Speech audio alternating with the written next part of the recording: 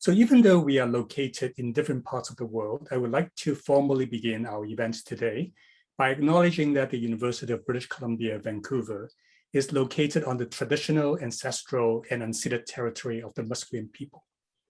We here at UBC are very grateful to be able to carry out our work on this land. Today's talk by Professor Lee is part of the City Reassembled series, a series of seminars, conversations, and associated events to explore the past, present, and future of the Hong Kong diaspora. This webinar is organized by the UBC Hong Kong Studies Initiative and is co-sponsored by various units on campus, the Department of Asian Studies, the Department of History, Center for Chinese Research, Center for Migration Studies, Asian, Canadian, and Asian Migration Studies, the Public Humanities Hub, and the Interdisciplinary Histories Research Cluster. We are very grateful for all these units for supporting the promoting of the study of Hong Kong, right? I think that's very, we are very fortunate. So let me briefly introduce Professor Lee. Gregory Lee is the founding professor of Chinese Studies at the University of St. Andrews. An academic writer and broadcaster, he has lived and worked in France, the USA, mainland China, and also Hong Kong. In addition to modern Chinese cultural studies, Professor Lee has written widely on the representation of Chineseness, the Chinese diaspora, the transcultural, and intellectual decolonization. His most recent book is China Imagined, From European Fantasy to Spectacular Power. I would also like to note that Professor Lee is now also actively promoting the study of Cantonese culture at the University of St. Andrews. And of course, we here at UBC are rooting for you, Professor Lee. Finally, we have also invited my colleague, Dr. Clement Tong, to serve as a respondent and to help kickstart our conversation this afternoon.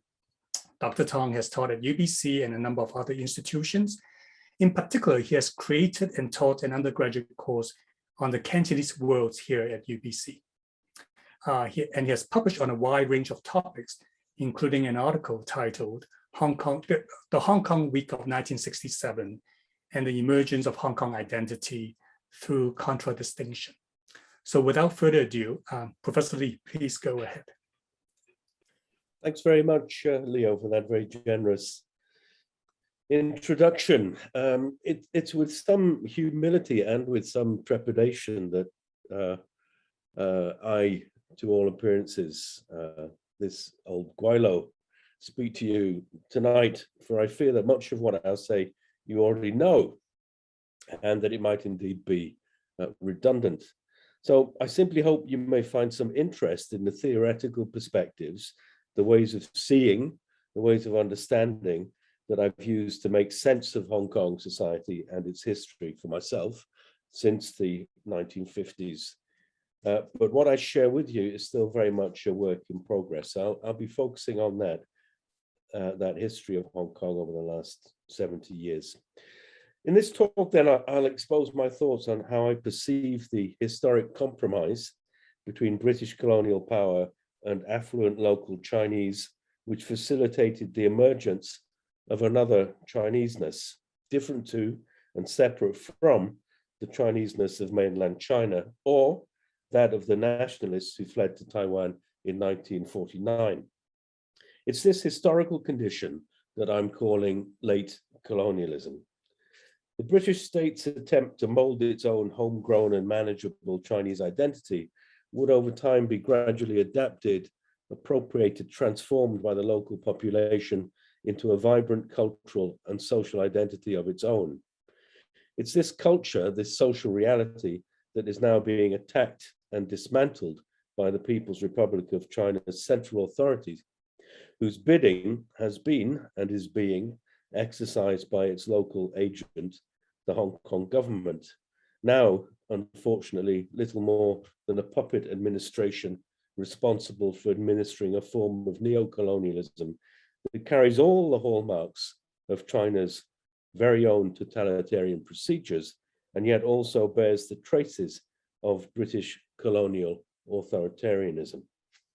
Before proceeding to discuss the nature of late colonialism, I'd like to take a few minutes just to talk about my connection to and my interest in Hong Kong. By interest, I mean that which lay beyond that of the China watcher for whom Hong Kong has long provided a privileged observation platform, and that which lay beyond British sinology's use of Hong Kong as a centuries-long stepping stone to China. So I was born into a family and in a house that had once been at the heart of the Chinese community in Liverpool, England. It was a community that existed long before Hong Kong immigration to the UK in the 1960s and 1970s. The house was my grandfather's house, and it was he and my grandmother who were largely responsible for bringing me up. Before my birth and until the late 1930s, when the UK government illegally expelled most Chinese men resident in the United Kingdom, the house had been a seaman's cafe. In other words, it had been a gambling house. My grandfather was born in Nam Hoi and orphaned at an early age. He spent part of his youth in Macau. Later, as an adult, he visited and tried to obtain work in Hong Kong, but then he decided to leave for the United Kingdom and arrived in 1911. He was very literate. He knew accounting, he acquired the rudiments of English law, and defended Chinese seamen and local Chinese residents in the English courts. But after he died, when I was age 7 or 8, I found that no one in my family knew much about him, nor where he'd come from, nor what motivated him. So, in fact, I was the only one who knew more about him than anyone else in the family. I knew, for instance, how he yearned to go back home to China, but because of the years of war, disaster, and misfortune, he'd never been able to do so. My own attachment to Hong Kong stems from my first visit in 1978. By that time, I'd been studying modern and classical Chinese at university for 3 years. It was the summer of 1978 when my plane dramatically swept down between the surrounding hills around Kowloon to land at Kai Tak Airport. And anyone who's ever done that will remember how dramatic and moving it could be. Thereafter, I pursued my academic career in Chinese studies, and I must have visited, passed through, spent weeks in Hong Kong on innumerable occasions, sometimes 2, 4, 6 times a year. So I saw as an outsider the infrastructural changes and Hong Kong's ongoing evolution. From the early 1980s onwards, I was very privileged to have some very close Hong Kong friends who always made sure to look after me. I felt I knew Hong Kong, but nothing prepared me for what followed. It was in 1994 that I actually moved to Hong Kong to live and work. I'd left the University of Chicago for the University of Hong Kong's Comparative Literature Department. It had the reputation of being a cutting-edge outfit, brimming with scholars who mastered Europe's and America's latest cultural theory. I stayed in Hong Kong for 4 years, experienced the end of British colonial rule, the so-called handover, and the first year of Hong Kong as part of the People's Republic of China. What I'm presenting today is in large part a result of that experience.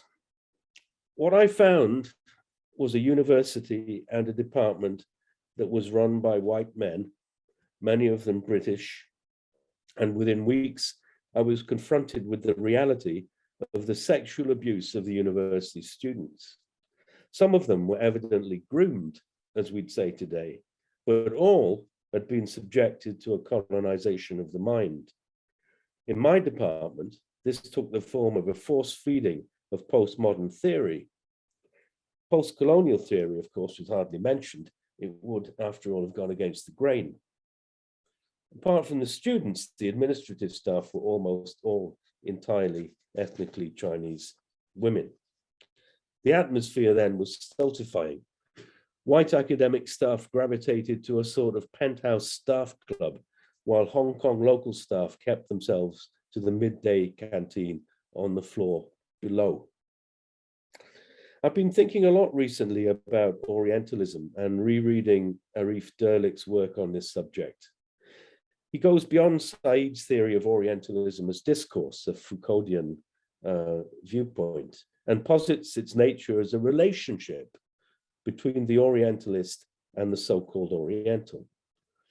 He borrows Pratt's notion of contact zone and the space of colonial encounters, the space in which peoples geographically and historically separated come into contact with each other and establish ongoing relations, usually involving conditions of coercion, radical inequality, and intractable conflict. The contact zone, says Derlich, is not merely a zone of domination, but also a zone of exchange, even if unequal exchange. I've always been very uncomfortable with the description of colonial confrontation as an encounter. East meets West, as though the East, imagined in any case by the West, had had any choice in the matter. Can one imagine, in fact, Christopher Columbus setting out to see whom he might meet, whom he might bump into on the other side of the Atlantic? No, he went there to find wealth and to conquer lands.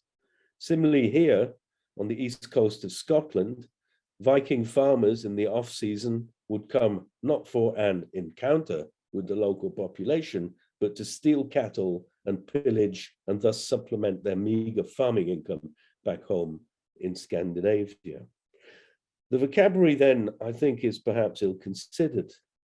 But Derlich raises a serious issue when he points to the painful question of the complicity of the colonized. Is the colonial relationship as simple as victim and victimizer? In some instances, such as the seduction, to put it politely, of 18-year-old students, I think those relations are quite simple and quite stark. But at a meta level, was it not the case that colonialism, regardless of its being anchored in Eurocentrism and a London-centered imperialist project, also relied on the participation of the colonized for its legitimation? And here you may, but that would be another argument and much more complex, see a similarity with the situation today in which some of the local Hong Kong population lend credibility and legitimacy to another regnant power. Of course, in saying that, I lay myself open to the charge of my own neo-colonialism. So let me come to my attempt to account for what I've called late colonialism. As early as 2013, Benny Tai, then at the University of Hong Kong, had denounced the fake democracy that prevailed in the erstwhile colony. In 2014, Occupy Central campaigned for the government of the People's Republic of China to respect the provisions of the Basic Law. As we know, the movement gained momentum in September and October with sit-ins and street occupations led by students. The demonstrators claimed the right of Hong Kong people to elect their own government and employed the argument of the specificity of Hong Kong's socio-cultural identity. But where did that specificity come from?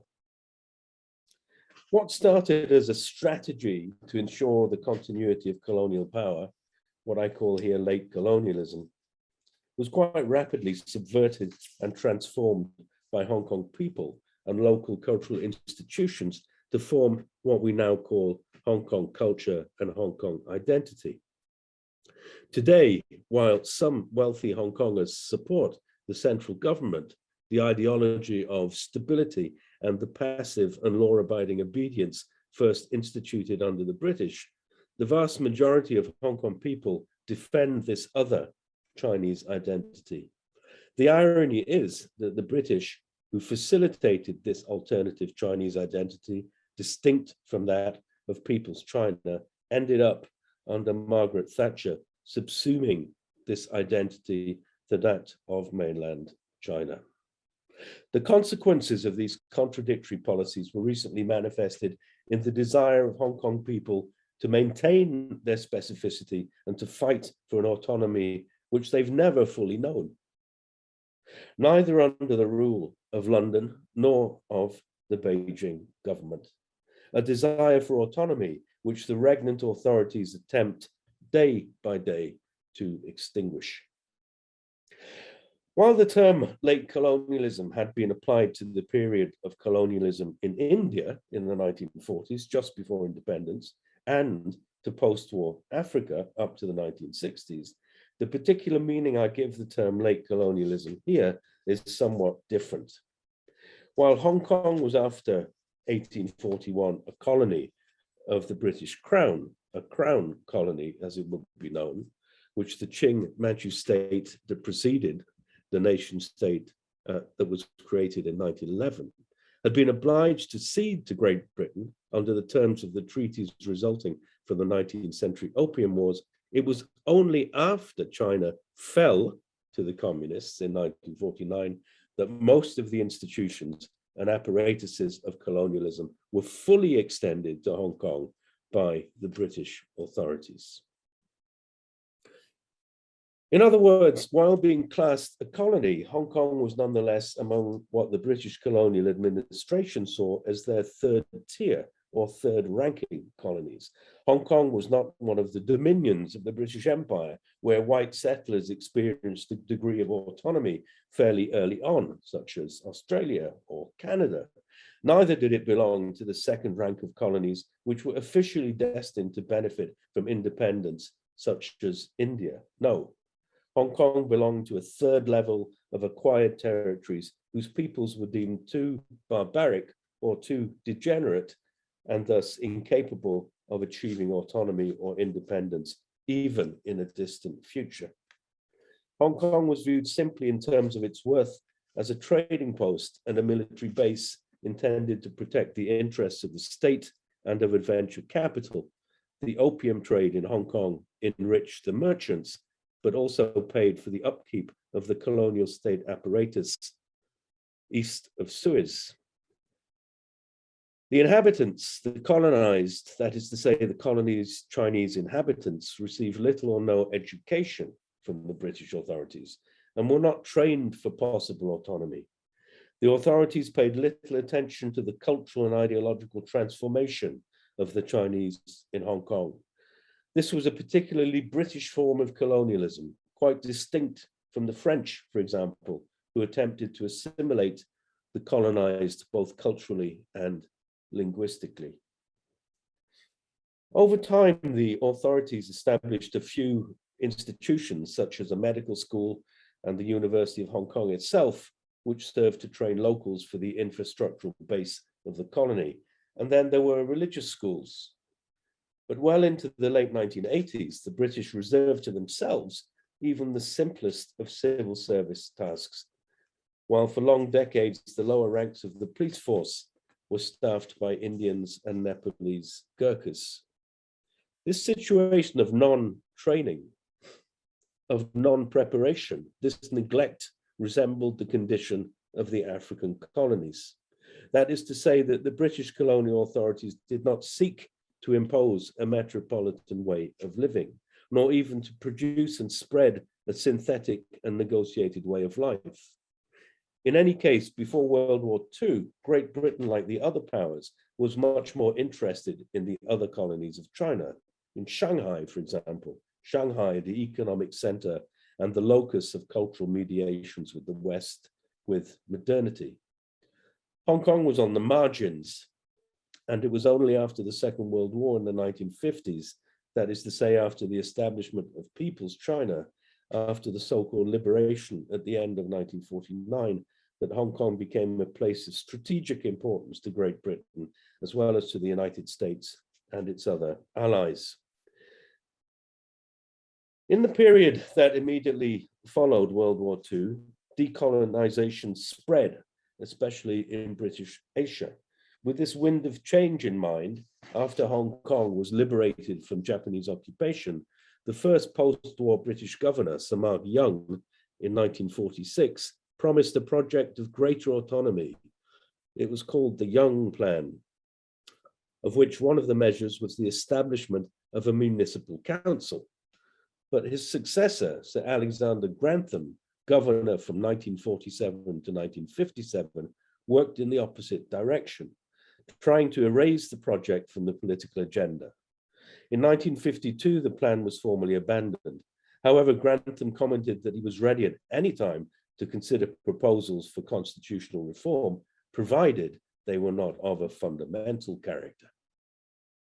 The Cold War eased pressure from the United States for decolonization. Either way, Hong Kong was strategically too important to let it be governed locally by people who risked being communist sympathizers.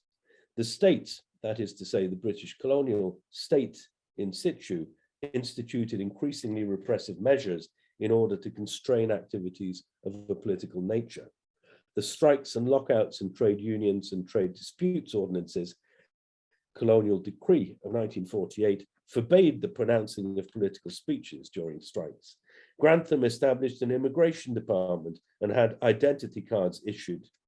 A Second World War emergency measure already abandoned in the United Kingdom because of popular resentment, and which remains to this day a very un-British concept. This measure was intended to facilitate the deportation of undesirables, something at which the British government remains to this day very adept at doing. During the early 1950s, the legislation was used frequently. This was the case after the riots of 1956 over the severe housing regulations the government had imposed on the tenants of low-rent housing, riots during which 44 people were killed by the police. In the wake of the riots, the government passed the Deportation and Detention Ordinance, a law that gave the governor the power to detain a suspect without trial for 6 months, renewable without limit. The tribunal concerned was placed outside the normal court system. Probation provisions were not applied, and indirect evidence was allowed. The similarity to today's anti-terrorism laws and to those that pertained during the Troubles in Northern Ireland is striking. As you all know, shortly after the launch of the Maoist Cultural Revolution in China, major riots took place in Hong Kong in 1967, during which 28 people were killed by the police. The government broadened and consolidated existing laws under the Public Order Ordinance. Unlawful assembly was defined as any group of 3 or more people who behaved in a way that was likely to disrupt public order, while the police were not obliged to prove that these people shared a common purpose. The provisions of this law were still in force in 1970, when up to 20 people were then allowed to assemble. During the 1950s, Hong Kong attracted refugees from mainland China, most of whom wished to emigrate to the United States, or failing that, to the United Kingdom. And for 2 decades, millions of Chinese would settle in Hong Kong. From less than 1 million in 1949, the population of the colony grew to 3 million in 1961. And in the following year alone, the population grew by 300,000. Today, the population is between 7 and 8 million. Obviously, for economic, social, and ideological reasons, Hong Kong was going to have to function quite differently. Paradoxically, at a historical juncture when colonialism was coming to an end elsewhere, either violently or peacefully, Hong Kong began to be managed in an entirely colonial fashion, with all the pageantry of the imperial state, including British royal visits, the naming of hospitals after cousins or aunts of the Queen of England, and the instituting of an education system that was to serve more and more the building of a specific identity in Hong Kong. The other reason I wish to use this concept of late colonialism is not simply to describe the persistence of processes and apparatus of colonial government elsewhere extinct or moribund, but rather to describe the very different ideological and economic world that followed the Second World War. The world found itself in an era of neo-colonialism in which the influence of the dominant powers, that of America in particular, would be exercised economically and only where necessary through military invention. It was this period that in ideological and cultural terms, the US cultural critic Frederick Jameson called late capitalism. In trying to imagine a framework in which we can understand the modalities of power in Hong Kong during the half century between 1949 and the handover of Hong Kong in 1997, we can imagine this late capitalism as superimposed onto a colonial and colonialist infrastructure and ideology, resulting in a unique synthesis that I here call late colonialism. Hong Kong became a huge profit-generating capitalist economy that found itself geographically contiguous to the most populous country in both the third world and the communist world. But when it came to democratization, there were few attempts until the late and hasty action of the last British governor of Hong Kong, Christopher Patten, to move in that direction. And yet, the colonial authorities had been ideologically active throughout to ensure the tranquility of the territory after the conquest of power in 1949 by the communists, as well as the defeat and retreat of the nationalists to the island of Taiwan. It was deemed necessary to fabricate a neutral identity by ideologically shaping the Chinese inhabitants of Hong Kong, not only as anti-communist Chinese, but also as non-patriotic. The development of a nationalism that favored the defeated Chinese nationalists on Taiwan was also against British interests. At the same time, notwithstanding the building of a professional elite, the cost and logistical problems of a British assimilation of a mostly poor and rural immigrant population, to which there were constantly added newly arrived refugees, made such a project of widespread linguistic Anglicization impractical, if not impossible. The possible compromise after threats of insurgency, in particular during the 1960s, depended then on the construction of a Hong Kong identity based on an American and European style consumer society. The worker, the producer, must become the consumer. The working day was given over to production. The rest of the time would now be devoted to commodifiable leisure.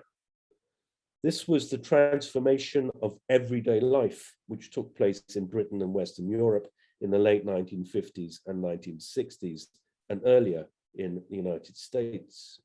It was above all the privatization of daily life, the withdrawal into the home and the family, facilitated by the miniaturization of technical products, of transistors, inexpensive televisions, and later the audio cassette.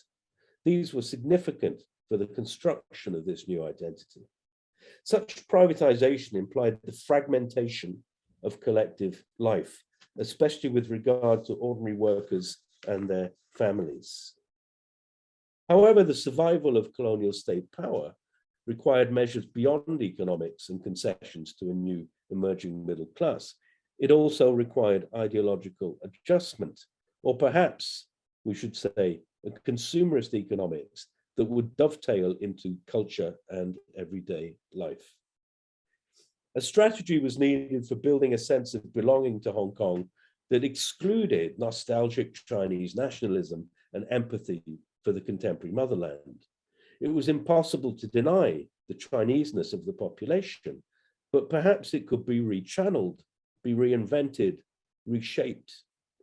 Chinese culture represented as an Orientalist past, as an ancient culture, could be tolerated and even incorporated into the identity of Hong Kong. But Hong Kong identity also had to incorporate modernity and the West. A synthesis was required, but a synthesis that did not encourage a taste for autonomy.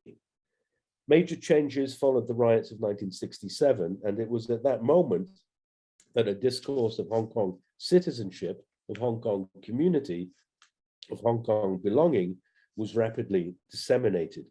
After the riots in the summer of 1967, the authorities hastily organized a week of festivals and shows, and at a moment in time in the socio-economic development of Hong Kong, when production and consumption of mass television did not yet exist, the festival offered variety shows, exhibitions, fashion parades, and a cavalcade.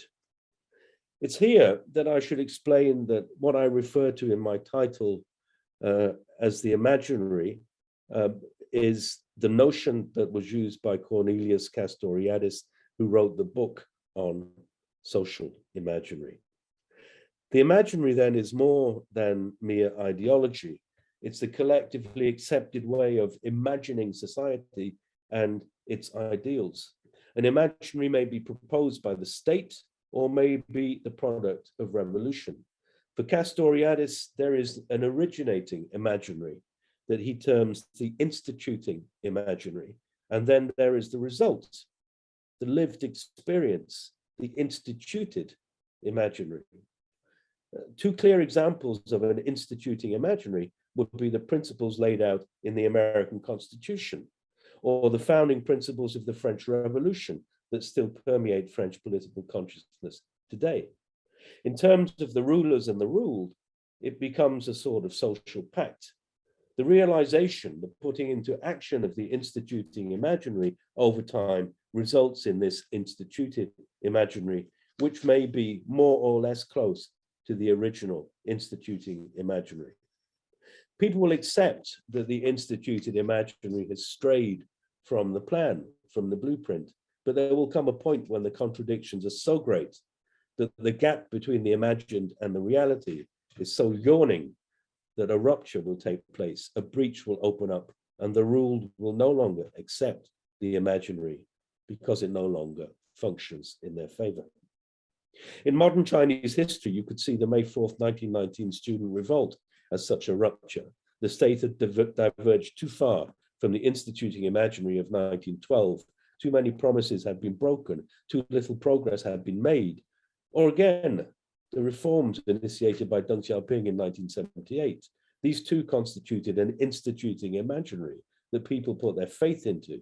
But by the end of the decade, the instituted imaginary was a far cry from the imagined open society that people had expected. The rupture, as we know, was violent in the extreme. The Hong Kong colonial government of the 1960s and 1970s instituted an imaginary based on a sort of pact of protection and stability and a local Hongkongness, and it seemed to work until the 1980s.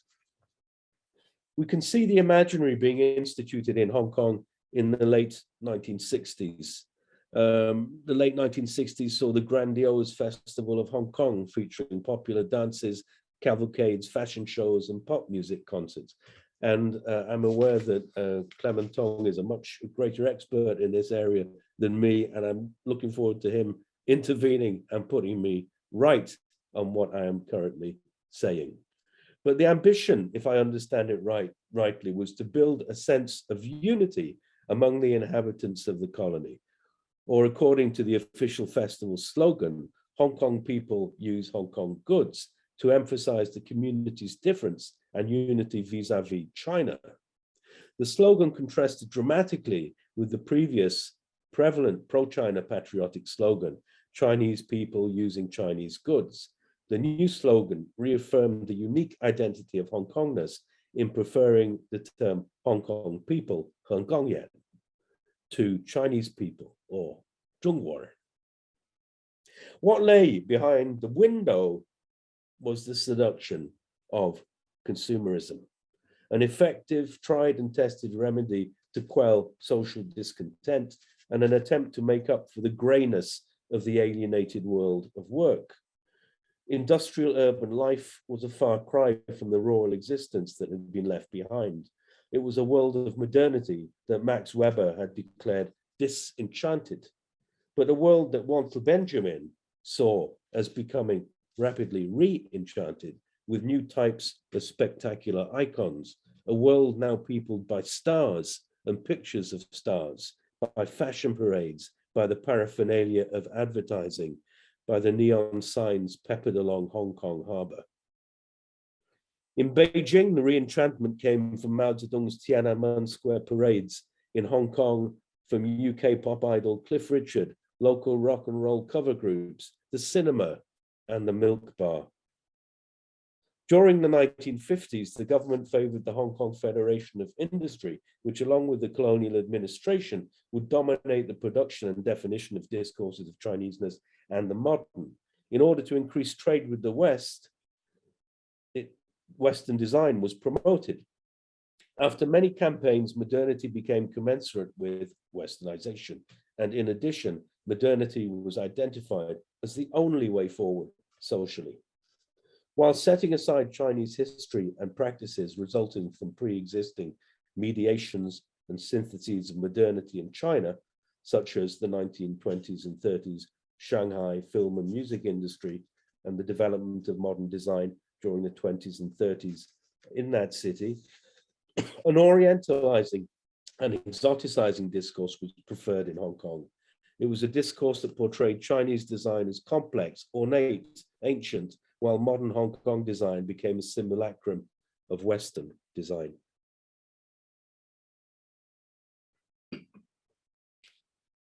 As Hong Kong became more affluent, people were able to buy more things to entertain themselves and distract themselves by consuming, by shopping. And if the budget was tight, you could still walk around in the shopping malls, those malls that dwarf the local family-run stores. You could window shop and dream. Hong Kong had joined a globalized world where, in the immortal words of the late B.B. King, maybe I'll just give up on living and go shopping instead. In his 1970 book, the French sociologist Henri Lefebvre, and the book was called The End of History, La Fin de l'Histoire, Henri Lefebvre theorized daily life, and he summed it up thus: in past societies, we ate, we drank, we worked. There were houses, there were streets and squares, furniture, useful objects, tools, and so on. However, there was no everydayness. In the singular unity of aesthetic practice and knowledge, the current superimposition of the everyday and culture, high, middlebrow, lowbrow, had neither reason nor sense. Today, goes on Lefebvre, the importance of everydayness, its pervasiveness and its consolidation, its satisfying monotony, means that it is beyond the reach of history. Historicity fades away.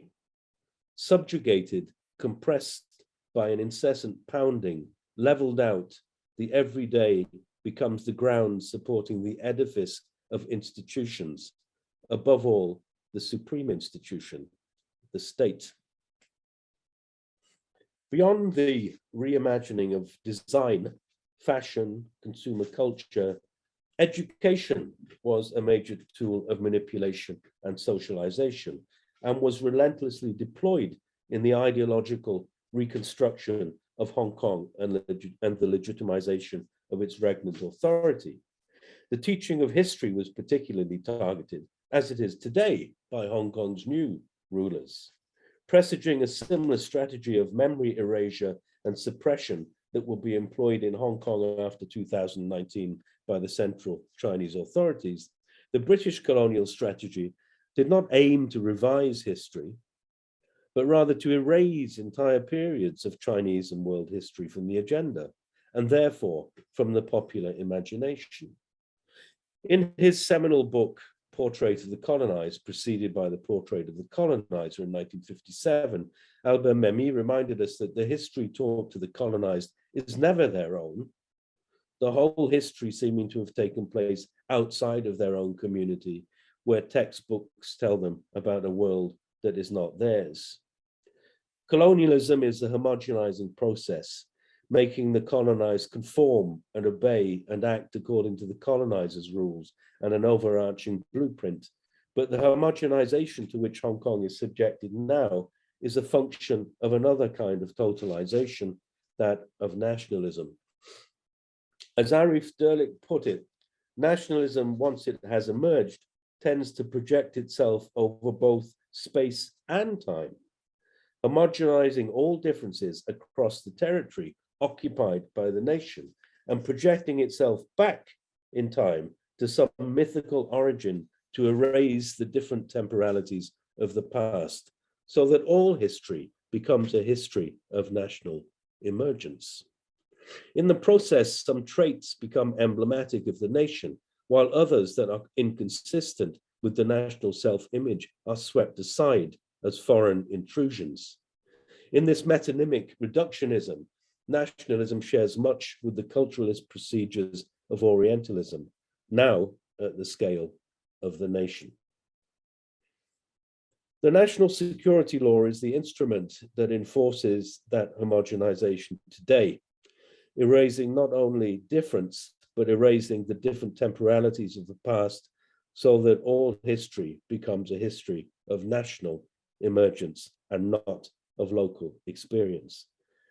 Thus, the importance of preserving traces of the past so that Hong Kong's unique history may continue to be told in the future, even if it is to be told somewhere else. In post-war Hong Kong, induced mass amnesia was incorporated into the curriculum. This was an effective policy at a time when primary and even secondary education was becoming more widespread. Teachers who tried to teach differently were simply dismissed. In 1948, an amendment to the Education Ordinance gave the Director of Education the power to refuse or revoke the certification of any teacher, close any school, and control the curricula and the textbooks of all schools in the colony, most of these being private, but subsidized by the government. The intention of these measures was to outlaw nationalist and patriotic content of a communist or nationalist nature. In 1952, the Syllabus and Textbooks Committee organized the writing and editing of non-political textbooks. The more neutral civics became a public examination subject. Civics concerned hygiene, civic duties, the independence. So we lost you for a brief moment. Okay. I'm glad you're back. So if you could just roll back 1 minute. Okay, and I just said the history of the 20th century was entirely excluded. No, I don't got that part. Okay, let me go back a bit. I'd spoken about civics and economic and public affairs. Yes. Okay. Yep. So, right, as far as the teaching of history was concerned, anti-colonial struggles favoring autonomy were excluded from the curriculum. In fact, the history of the 20th century was entirely excluded. In 1988, several years after the Sino-British Hong Kong handover agreements were signed, the history curriculum allowed schools to devote up to 50% of the syllabus to the history of China as far as the 1920s. In other words, the emergence of the Chinese Communist Party. By the time of the 1997 handover, it was possible to study Chinese history up to the 1970s, but most teachers insisted on teaching only the period before 1911, which they considered a lot safer. While many former students had only a very vague idea of the history of China and Hong Kong, their knowledge of the unification of Italy was often excellent. Thus, over a period of 30 years, a vibrant yet blinkered sense of Hong Kong's identity was constructed. Many people now think of themselves as Hong Kongers or Hong Kong belongers. Acceptance of this identity was very useful in the process of legitimating the Hong Kong status quo and building up and casting colonial power as a benign power. After the 1970s, colonial state power lost much of its importance and was complemented in part by the growing power of local Chinese entrepreneurs and by international economic forces. But in addressing questions of identity in this way, I don't want to give the impression that the Hong Kong identity, as it really developed, had replaced some other more genuine identity. Any identity, after all, is first imagined and then constructed. In the construction of the Hong Kong identity, the worst aspect was the institutional denial of the agency of Hong Kong people by the colonial authorities. In the 21st century, historical reality has constituted many parts of Asia as constituents of modernity, as agents of modernity, and not merely its exploited objects. It is a modernity that bears the marks of colonialism. It's full of contradictions, unfinished processes, turmoil, and hybridity. But is it really any different from the rest of the modern world, where women, the working classes, and people of color constitute the domestic colonized? In Asia, these contradictions and consequences of capitalist development have simply been exacerbated, causing a concomitant amplification of human suffering and the dilemmas that go hand in hand with urban capitalist industrialization in general. If we accept that Hong Kong has never been decolonized, has even been recolonized, What would a decolonized Hong Kong identity look like? Is it even imaginable? The fact that Hong Kong has been returned to China does not help the recovery of tradition, especially now that mainland Chinese traditions, where they exist, are being built and reinvented in a way that encourages the centralizing state, market, nationalism, and capitalism. Moreover, unfortunately, old feudal China, China before the nation state, no longer exists, and its cultural texts and practices are now only redeployed in the construction of a national imaginary nurtured by intellectuals and officials who wish to sell its policy of soft diplomacy and to justify undemocratic governance. If there were a will for Hong Kong to be re-sinified, from what part of the complex of now centralized and nationalized cultural practices should such traditions be re-imported or reinvented, and from what moment?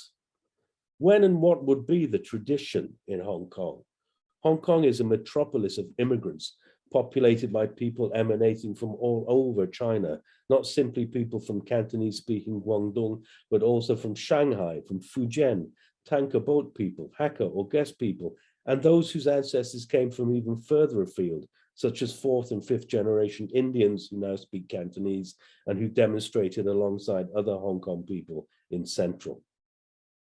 As for Chinese traditions, they were already reinvented, and their reinvention was encouraged after 1950 by the Orientalist late colonialism of the British authorities, who represented the interest of neo-colonialism in Asia after the Second World War. These authorities were keen to build a different sinicity, a different Chineseness that would deflect Hong Kong from appeals to the anti-colonialist imagination of communist mainland China and Taiwan nationalists. This doesn't mean that the levels and the different enclaves of Hong Kong society have not developed specificities, or that no traces of a pre-modern Chinese collective imaginary remain, but rather that concerns of the majority of people in Hong Kong today, the working class that we represent as, and which is supposed to see itself as, a middle class, are those of any urbanized industrial society subject to the inevitable crises of capitalism, such as was clearly demonstrated by the financial events of the last months of 1997 and again of 2008. In 1997, although concerns about the repercussions of the handover on Hong Kong's autonomy, or rather on its multiple and multifaceted identities, were most pressing, the most important event of the year for most people was really the stock market crash and the material economic reality that resulted from it. At present, the desire for real autonomy for Hong Kong, based on a somewhat indeterminate but nevertheless functional imaginary, has taken precedence over concerns of economic survival in a state of non-welfare for which the market is the driving force, but which at the same time pursues a deeply interventionist policy. Since 1997, the Chinese Central Authorities' interference in Hong Kong affairs, as well as the hundreds of thousands of Chinese from the north who came merely to go shopping, demonstrated just how different the two societies were. Even if access to the consumer society in China remains an ambition, what the propaganda calls the Chinese dream for hundreds of millions of Chinese, it is no longer enough for Hong Kong people who have already been force-fed on it for 60 years. First, in 1982, when Hong Kong's people were simply negotiated away by the United Kingdom government, the instituting imaginary was betrayed. And since then, it has been betrayed in stages. In Hong Kong, the imaginary was dealt a severe blow by the events of 1989. This moment also constituted a major rift, if we think about it, between Hong Kongers and China's population in terms of aspirations and any potential shared imaginary. Indeed, the evolution of the Chinese collective imaginary would have serious implications also for Hong Kong to this day. What we witnessed in the spring of 1989 was the reintroduction of the original 1919 revolutionary demand for democracy into the political field. It constituted a divergence from the official imaginary instituted by Deng Xiaoping's post-Mao communist apparatus. This desire for a differently imagined future, expressed by numerous elements within society, demanding the autonomy they'd imagined to be theirs, ended with the 4th June 1989 Tiananmen massacre.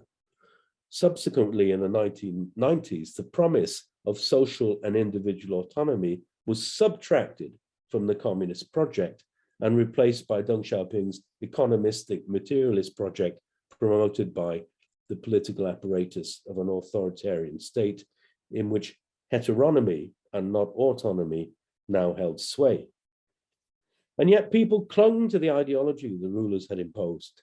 Through ideology and economic inducement, despite the failure of this officially projected imaginary to provide individual and societal autonomy, or even the most basic of political rights.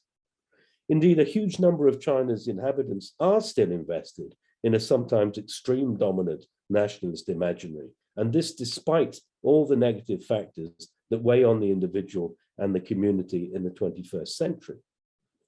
This moment also permitted or even encouraged the institution of a cultural essentialism, a narrative for the singularity of Chinese capitalism, in which tradition and culture replaced history, and in which democracy and human rights could be regarded as part of an alien colonialist system. But we're racing ahead. After Britain abandoned Hong Kong in 1997, there was still the basic law. It was a straw to cling onto in a territory where the rule of law was the main, perhaps the only attribute of Western democracy. And then the assurance that 50年不变 still held some currency. But the Chinese central authorities instituting it imaginary proved to be very illusory. Promises were broken in rapid succession, and as we know, the rupture spilled out onto the streets. The instituted imaginary, such as it was, lay in ruins. Hong Kong's people wanted more than just the consumerist Chinese dream. The aspiration was the right to remain themselves with a social imaginary based on the maintenance of a distinct popular culture, on a language specific to them, on practices and traditions invented and reinvented, but now institutionalized, and in the demands for democratic autonomy that were formulated in 2014. There was an ambition to maintain what had been achieved and not to see local identity disappear. Hong Kong, the metropolis of late capitalism, and in particular of late colonialism, entered the era of neo-colonialism in 1997. Since 2015, it's become clear that the demands of Hong Kong people, of which a whole generation never even knew British colonialism, today do not express a nostalgia for the colonial past. However much Western media might wish to promote such a fairy tale, but rather the desire to build a different future. The desire to live differently is entirely legitimate, and the desire to expose the deception of power is just as understandable. Thank you very much.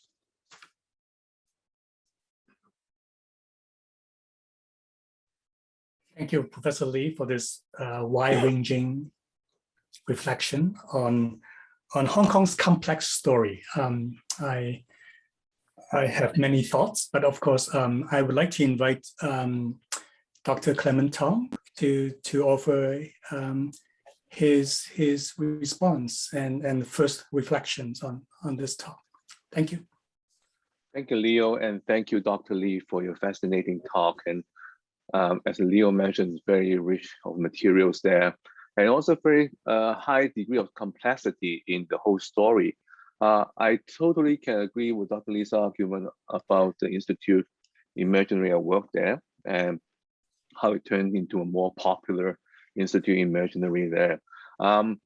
Just want to add to that complexity, because we see the colonial government trying to institute that imaginary in Hong Kong, but the research shows that they weren't very effective over time, because many of the events happening just turn out to happen in a certain way. For example, the Dr. Lee mentioned the Hong Kong Week of 1967. It was never planned as a celebration of Hong Kong before. It was planned as a festival of fashion by the Hong Kong Federation Institutes and also the Hong Kong Trade Development Council to just promote the fashion industries of Hong Kong. But as the riots broke out and continued, it turned into a more celebration. So the government changed the mindset and changed it into Hong Kong Week. And even the slogan that Dr. Lee mentioned, Hong Kong people use Hong Kong goods. It wasn't really invented during the Hong Kong Week or the Hong Kong festivals afterwards, but it was used even earlier in some of the trade shows in Hong Kong. So nothing was very new when it first happened. Of course, the Hong Kong government later on tried to use the Hong Kong festivals to promote that kind of a Hong Kong distinctiveness within the society. But even that wasn't very successful for some time because the most successful Hong Kong festival was the 1969 one. They had two more in 71 and 73, but the effectiveness was increasingly weakened over time. So what really happened was what for example, in the article mentioned by Leo, I used the word contradistinction, that it was the Hong Kong people identified themselves not as the communist revolutionaries during the 67. And as Dr. Lee mentioned, the leftists did not help themselves by going against the so-called Gong the Hong Kong British, because they were, during the 67, there were a lot of accusations against the colonial government as well as those supporting it. So they used the phrase Gong to include both the people identified as British or Hong Kong people. So making it very clear that you can only be a good person if you identify yourself with Chinese or mainland China, or even better, revolutionary Chinese. I think that really pushed the Hong Kong people to identify themselves as distinctive or distinct from the mainland Chinese. So the whole situation is very interesting, and the colonial government was not very effective at first. Many of the characteristics that scholars would later say assigned to the Hong Kong people, for example, the Cantonese language or the urban lifestyle, all this didn't come during the late 60s. So even though that idea was there, but it didn't come in the late 60s, but it's more like a product of the 70s. So it's more thanks to the rise of Hong Kong Cantonese popular culture, as well as the education system, the compulsory education system, that we saw that. So I can certainly agree that the government tried to institute that imaginary, but how it happened, the process was really complicated. It was there's a lot to do with the popular culture. So just want to add my 3 cents to this fascinating talk. Very fortunate to be able to hear this presentation by Dr. Lee. Thank you. Thank you, Clement, for your reflection. Professor Lee, do you have any? No, I think that's perfectly. Yeah, I'd agree with all of that. First of all, I'd say that British government, colonial government, central government policies are frequently haphazard, frequently unsuccessful, and largely amateurish. And I wanted to stress in my paper, maybe I didn't stress it enough, that it was actually the appropriation by Hong Kong people themselves that created the identity, that something was that was made possible or was desired wasn't necessarily the way it was received by Hong Kong people, that they actually carved out their own Cantonese speaking Hong Kong popular cultural identity. So I don't think for one second that was that was intended by the colonial government, although they must have been quite happy to see it happen. Thank you. So we have plenty of time for comments and questions, and I have invited, and I invite all of our audience, if you're interested, you can put your comments or questions either in the chat area, or if you want to come online and turn on your audio or video, we are happy to take your comments and questions as well. Just use your raised hand function. I think by now we are all very too familiar with Zoom, unfortunately, and so you will be able to find your raised hand button. I noticed that CK has a comment and question. Let's see, maybe I'll just read it out unless CK you want to come on audio. If not, I'll just read it out for you. So thank you for an extremely rich and sweeping historical analysis. You emphasize the power of the British colonial and Chinese nationalist projects to shape Hong Kongers' imaginaries through history textbooks or public campaigns, festivals, etc. But you did not seem to point to the sources of Hong Kong's localist and autonomous imaginaries. Yeah. We know these imaginaries exist, but how would you explain where they arise from?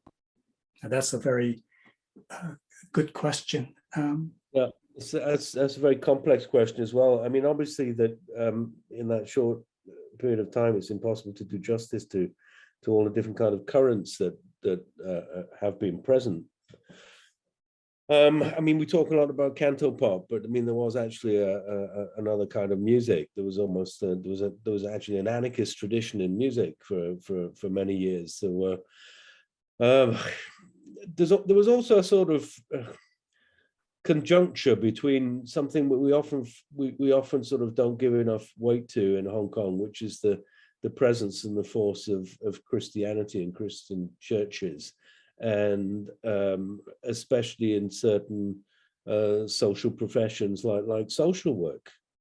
So, you know, I think that, you know, there are professions which favor that kind of local autonomy and those kind of local practices, which are also grounded in a very specific history in Hong Kong. I know there are people now doing work on this, on the presence, for instance, of Christians in the recent movement, and you know, it may be unpopular and unfashionable, but I think we need to sort of pay attention to those undercurrents and to those sections of the population who make up a huge swathe of the people who demonstrated on the streets. So, and I think we failed to do that. So I'd agree with that. It goes way back beyond the people who are now in their early 20s. So you know, I'm thinking back to the 1990s and the 1980s. So obviously I know some of these people, but I'm not going to name them.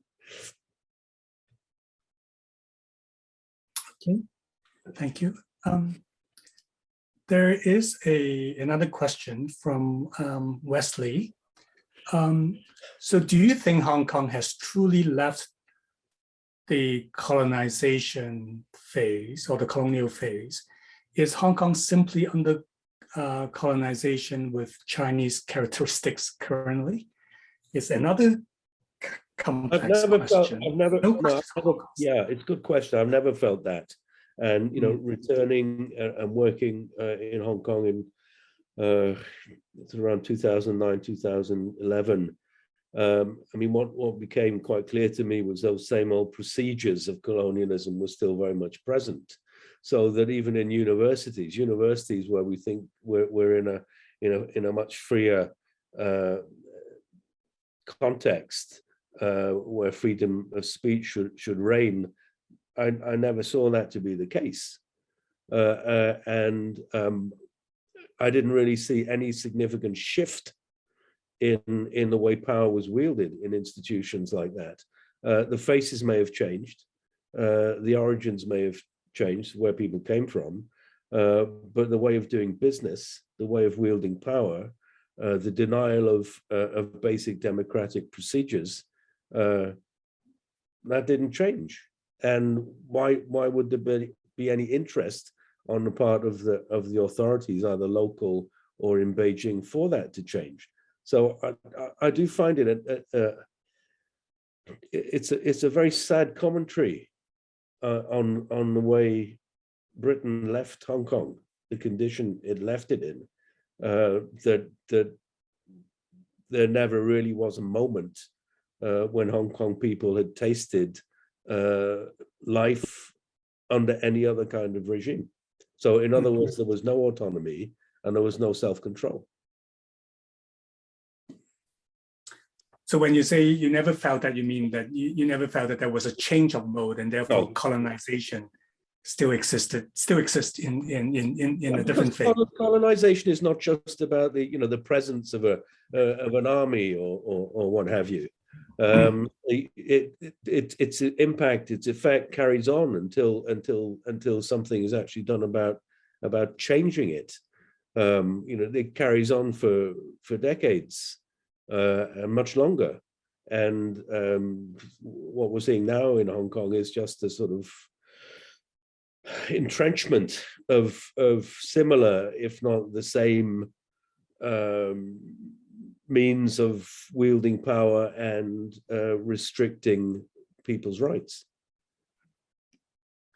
I mean, along similar, and yet I have heard comments, and there are people around me who would claim or would argue that they didn't feel they were living under colonialism before 1997. And I don't think that's a very exceptional response. So how should we understand that? That is, people who lived through the colonial period would say that they actually didn't feel that they were under a colonial regime. I mean, obviously it depends on who you are and what you want to do. So, it's got a lot to do with social class as well. So I suppose if you're a sort of fairly poorly paid worker before 97 and after 1997, you're not going to see a great deal of difference. If you're a very well-off middle-class person who's got the possibility of traveling and leaving and expressing themselves, then you may not see a great deal of difference. But of course, if you compare what's happening to now this year in terms of freedom of speech and freedom of expression with the last decade of the British presence of the 1990s, then of course you can say that you think it was better then. But that's very relative. And of course there were the rudiments of the rule of law. And it's when that rule of law finally disappears, then the situation will be a lot worse. But as somebody who was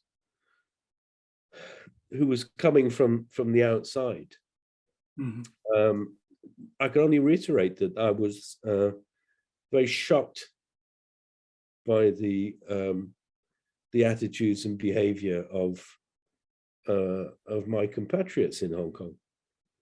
So, you see it differently because you see it from an almost racist perspective. The conversations are different. What is said about Chinese people is different. And so perhaps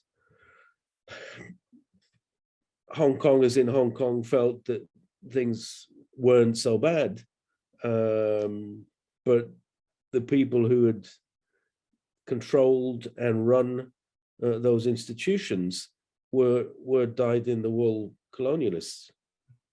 So I think maybe my beef is with them. And again, we were saying that the kinds of procedures that you see and those kinds of procedures that you saw in Hong Kong, you can see right here in Britain. I'm sitting in Scotland, of course, which is many people would say is a colonized country. We have another question in the chat area. This is an interesting point of view. Could you share with us what would it be like for Hong Kong to be counted as the end of colonialism? I don't think we've seen the end of colonialism. Colonialism doesn't end as long as the consequences of colonialism persist, as they do in Britain today. So we haven't seen the end of colonialism. I mean, the welcome that BNO passport holders are receiving here is sort of very mean-spirited and not very generous, despite the fact that Britain, the government itself, made a fortune out of Hong Kong, out of the remittances that were sent back. We've had the Windrush scandal here. We have people who thought they were British, who were British, and then suddenly were un-Britished. So colonialism is with us, and colonialism is with us in everyday racism. And we've seen it over the last 2 years during COVID, the anti-Asian hate that has been expressed against people of Chinese appearance. And similarly, the in the Black Lives Matter movement. So all of those are the tail end, if we want, of colonialism, but it's the continuance of colonialism. And wherever you get that anti-Asian, anti-Chinese hatred, whether it be in North America or in Europe, then it's the same old story. It's the same old story, and all of that story was narrated and facilitated by an Orientalist vision, which was at the heart of British colonialism. Of course, this opens another whole can of, well, maybe not worms, but it's complicated. I was thinking about Lau Wing-sung's sort of arguments about that Hong Kong has never been properly decolonized, well, partly because it has never been decolonized. So let alone being properly decolonized, but that's a complex set of issues. So we do have a few other comments and questions here, so maybe we'll get to those. Chris Lee asked, I would like to ask, how do you view the global or cosmopolitan vector that exists in some sorts of Hong Kong identities, ranging from global consumerism and universal values that is often seen in public advocate and legal discourses, especially against the background of the exceptionalism promoted by Chinese government, like socialism with Chinese characteristics. So the global and cosmopolitan vector in Hong Kong's identities. No question is simple. No, but yeah, I can understand that. And, quite sadly, I've had to speak to and entertain is not the right word, but socialize with people who've been obliged to leave, who I suppose would fit into these categories. And what is very sad is that very often the very people now who have been forced to leave Hong Kong because of the positions they've taken in the past in favor of human rights or democratic rights, or just for running a newspaper, those people's parents had already left China once. So, I mean, if there's a vector, the vector I see is there, in fact. In that instance, what we see is Hong Kong,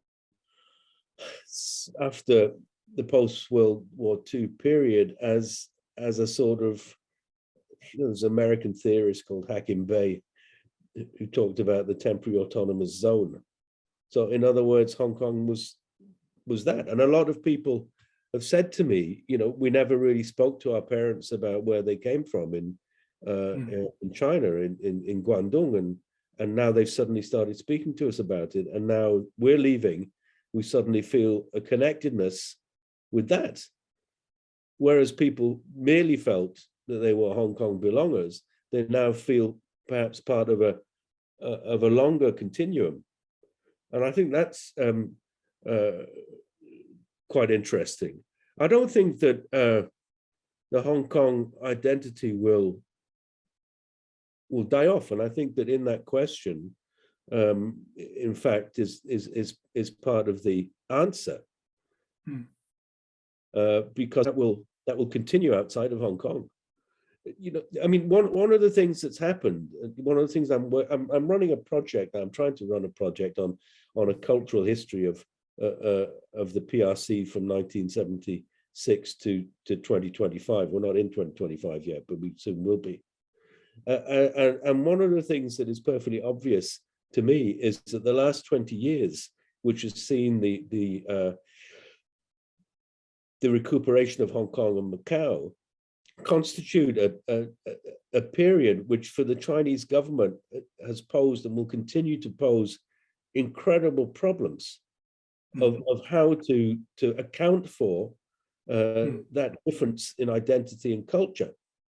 And so what is represented by what we're calling Hong Kong identity is not about to disappear, because it's essential to the telling of that history and to the conduct of current politics. So I mean, we were just talking about the cultural essentialism, where history disappears and is replaced by a sort of eternal tradition, sort of new Confucianism, and a tradition that replaces and I think there's a question about it there that sort of obviates the need to have democracy, human rights, because these are colonialists. These are coming from outside. But I think that, you know, we are well beyond that. I mean, if we look today at what is the burning question today? It's the climate, right? And so, you know, there's a sense in which, you know, Hong Kong people can talk about that, and especially when they're abroad, where people in China don't have the power to do that. So just on things which are not even essentially about Hong Kong itself, what Hong Kong shows is that much greater freedom of thought and freedom of expression, even though the liberty to express that within the territory of Hong Kong has been under threat for the last 30 or 40 years, even before 1997. Chris Lee's comments and questions also brings to mind this tension between the local and the global. I mean, on the one hand, there's a long tradition of associating Hong Kong with cosmopolitanism, global connections. But then, at least in the last 10, 15, 20 years, there is this desire to claim back the local, right, or to reclaim the local. And so this local and global, I mean, should not be they are not contradictory, but how does one incorporate both dimensions in a reasonable way? It's actually, I think it's a challenge. But because you know, I think that, I mean, it's a very interesting question. But for the last 20, 30 years, we've been in a moment of irrational mounting nationalisms. Like in that quote from Derlick, it's what it's about. It's about getting rid of, in this sort of very late 18th century, 19th century centralizing impulse, getting rid of the local, getting rid of lived experience and replacing it with invented tradition, and therefore actually preventing people from having an autonomous lived experience of their own. So if we're actually interested in a sort of process of de-alienating individuals in a globalized modernity, where there's a desperate need for that, then of course the local has all its place, and local languages have all their place. And so, you know, I would only say to people not to give up on that. And, you know, thankfully, because we have language and we have literature and we have the internet, all of those things we can carry on doing. In fact, we can do them better than before. And one of the things that's never happened is the real emergence of a literary contemporary Cantonese, and I think that's going to happen, and I think it is already happening, and I think that's there's a magazine devoted to Cantonese literature. Exactly, and that can happen in a diaspora and in that kind of diasporic space, and it's those kinds of diasporic space that actually frighten the hell out of centralizing governments. Okay, well, we have a couple more questions, so let's see if we can get to them. So Professor Hui, so brings us back to colonization. So do you think an argument of the death of colonialism would support Beijing's crackdown in the argument of decolonization? Yeah, go ahead. Of course they use that. Of course they use that argument. That comes back to what I was just saying about the kind of the cultural essentialism, and it also comes back to what I mean. I'd come back and labour that point. There are a lot of people I know in Hong Kong who are involved in human rights in China, and there was that moment, sort of five years or so ago, maybe a bit more, when it suddenly became apparent that the younger generation in Hong Kong were not interested in human rights in China. They're more interested in their own rights, which is perfectly understandable. So there was a sort of rift that came about, and that's why I pointed to that moment in 1989, where up to that point you can see the future of China, if you're an idealist, as China opening up and becoming more democratic, which could only have been good for Hong Kong. And then it stopped, and it went actually into a kind of reverse. So, in a sense, that Sino-British declaration, that deal that Margaret Thatcher made as she fell down the steps of in Tiananmen Square, that was a bad and awful deal. But it could have been mitigated. Something could have been pulled out of it had China not. Looking back in retrospect, I mean, I've already made my mea culpa. I think we were all fooled in the 1980s to think that things could end any differently. But there were millions of people who thought it. But I think that was a decisive moment for Hong Kong. And yet people in Hong Kong had no say at that moment. No, absolutely not. But then people in China have no say and had no say. So all I'm saying is there were parallel trajectories, and they weren't converging, but they were in parallel. They were not doing any harm each to the other. Whereas after that moment, there's a contradiction, and we see the rise of a very extreme kind of nationalism in China, which invades the popular imaginary, and which would in fact be quite hostile to Hong Kong and to Taiwan. I'm mindful of time, and I will get to my colleague Helena's comments and question, but just so we should end formally at around 1:30. But if Professor Lee is amenable, perhaps Professor Lee can stay behind for maybe another few more minutes after we formally end this event, and then there might be some people who would like to chat with you, if that's okay. So Helena, let's see, thank you very much for sharing your analysis and insights. You talk about the construction of Chineseness and Hong Kongness in colonial Hong Kong, and mentioned that the colonial government tried to promote local belonging with the introduction of the Hong Kong Week in 1967. And by reinventing and reshaping a Chineseness which had been in place. It would be great to hear your comments on the notion of status quo, which has been employed in the official narrative before and after the handover. So I guess the comment is on, does this desire to maintain the status quo after 1997, right? That was the 50 years, no change for 50 years, that kind of argument. So, yeah. Yeah, that disappeared quite quickly, didn't it? But rather than the notion of status quo, the reality of status quo. And, I think that right from the beginning, from the appointment of the first chief executive, the writing was on the wall, really. and that it's every year just saw a backing off from maintaining that status quo. I think the previous part of the question, actually, of course, Clement was perfectly right. I don't think that. I mean, the British authorities just sort of clung on to what was happening. They saw that as as something that was going on, and it was probably also a cheap way to promote what they wanted to see promoted. If Hong Kong had actually been a French colony, you would have seen things done very differently in a much more bureaucratic way, I think. But the status quo,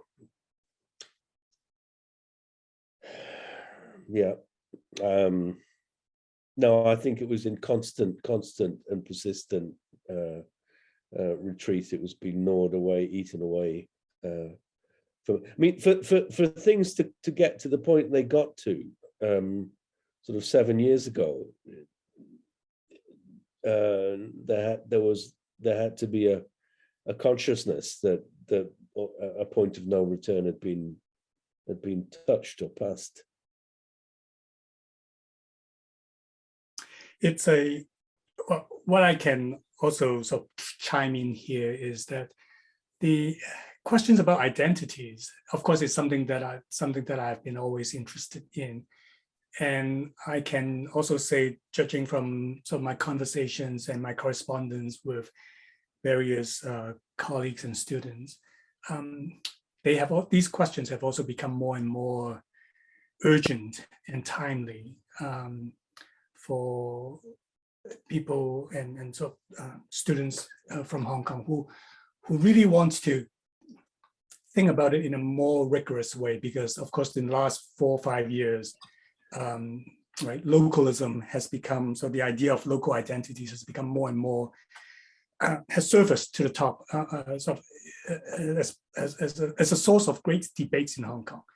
And so tracing the history and evolution of Hong Kong's identities has become an urgent and timely project. But at the same time, it just has become so much more complicated because there are now so many more layers on it. And I almost sometimes feel like it is an impossible task. Now, of course, that should not be said out loud, but I just did. It is an impossible task because it is very difficult to detach the intellectual question from the reality. And that makes it very, very challenging. But still, and also another, if I can just my final thought on this one is, I still go back to P.K. Leung's question, right? Why has the story of Hong Kong been so difficult to tell? To me, then it's really, well, one of the problems, one of the challenges is the Hong Kong subjectivity. So we talk about colonialism, we talk about late, early, or continual colonialism. Can we tell a story of Hong Kong without colonialism? Maybe not. I don't know. Yeah.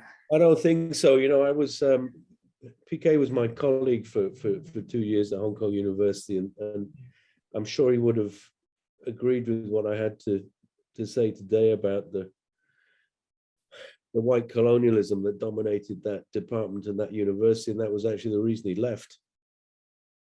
And he was much happier where he went.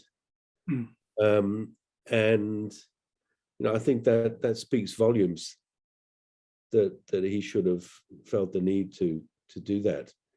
I mean, Hong Kong, PK came from a very modest background. He was somebody who'd sort of worked his way up, who's got himself an education, went to America, came back and was, a poet, writer, and was a very nice guy too. But he would have been the first to point to the deficiencies of the colonialist system in Hong Kong, and what it had done to people's minds. I mean, we haven't really talked about that today, but there's a whole issue at the moment about decolonization of the mind, or of the spirit, as the French call it. And they're obviously, it's impossible to go backwards. It's impossible to de-reify, in Marxist language, to unmake the thing, but you can make something else. And I think we'll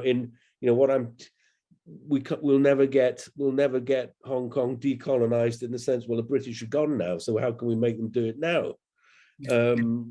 But you can use that to build something else. It's something else that matters. On the basis of that experience, we can't unmake what has been made and undo what has been done, but we can make sure that we do it differently in future. So I should ask you, take this moment to ask you, so will this be part of a bigger project? Your presentation today, will this become a book or some other? I'm going to keep working. I'm going to keep working on it. But as I say, I see that it's become increasingly obvious to me now that Hong Kong is much. The whole question of Hong Kong, sort of, it's outgrown Hong Kong. That it presents this enormous interrogation for what is China. You wonder what kind of thought went into it, or if there was any thought. I mean, in the sense the British just sort of left. But you wonder what up in Beijing, what kind of thought went into how do we do this, apart from these very crass measures of closing things down and shutting people up.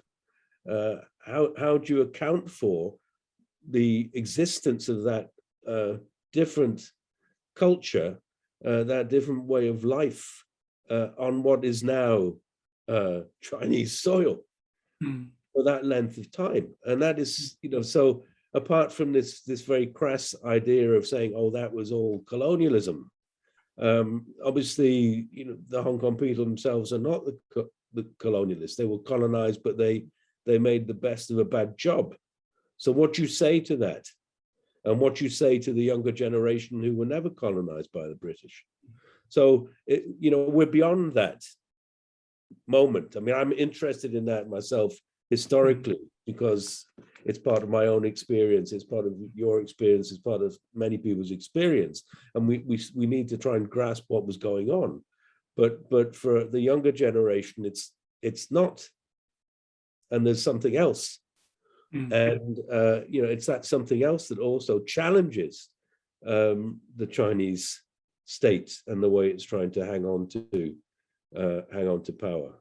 So in the sense of what am I going to do with this project, I think that I will always be using that kind of lived experience and the living experience of on this part of what is now China, that experience on that territory of what is now China, to challenge that discourse in a way. And then, I will try to, in fact, just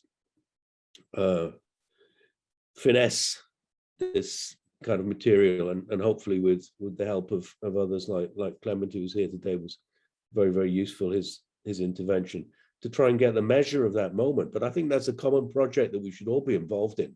I talked about the necessity to have traces, and we've spoken ourselves about archives and keeping that material so that in future generations can actually do that work of writing history. Good. Thank you very much, Professor Lee. I want to thank all our audience who have joined us today. I also want to thank my colleagues, Professor Tong, for joining us as a respondent, and also Sonia for working behind the scene, my student helper. So please join me in thanking Professor Lee for this wonderful talk.